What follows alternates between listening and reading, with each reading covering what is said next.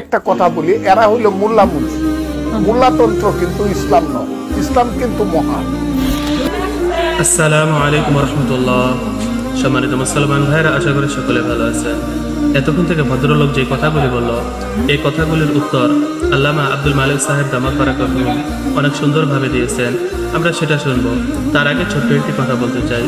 আমাদের বাংলাদেশে আমরা দাবি করে থাকি 95% মানুষ মুসলমান, কিন্তু আপনি যদি জরিপ করে দেখতে পারেন তাহলে দেখবেন যে আমাদের বাংলাদেশের 90% মানুষ চায় না বাংলাদেশে ইসলামিক রাষ্ট্র হিসাবে বাংলাদেশকে গঠিত করা হোক, ইসলামিক হুকুমত জারি করা হোক।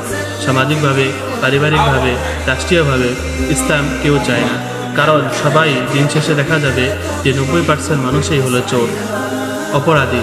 যখন অপরাধ করবে, ইসলামিক রাষ্ট্র হিসাবে যদি বাংলাদেশকে কায়েম করা হয় তাহলে কোনো অপরাধ এখানে নিস্তার পাবে না।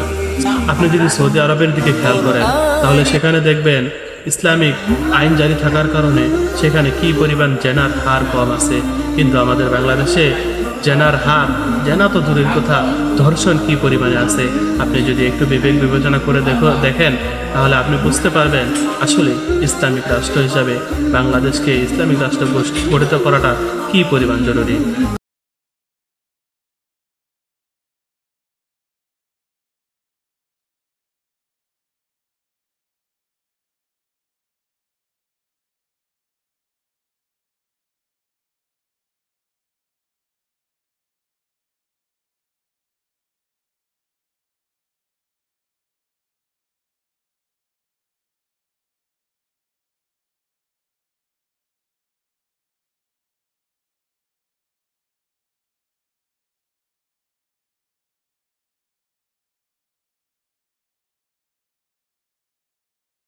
উপরে কি নাই, আস্থা নাই, তো সরাসরি কোরআন হাদিসের বিরুদ্ধে বলে না, ওটা মৌলবীদের উপরে ঝাড়ায়।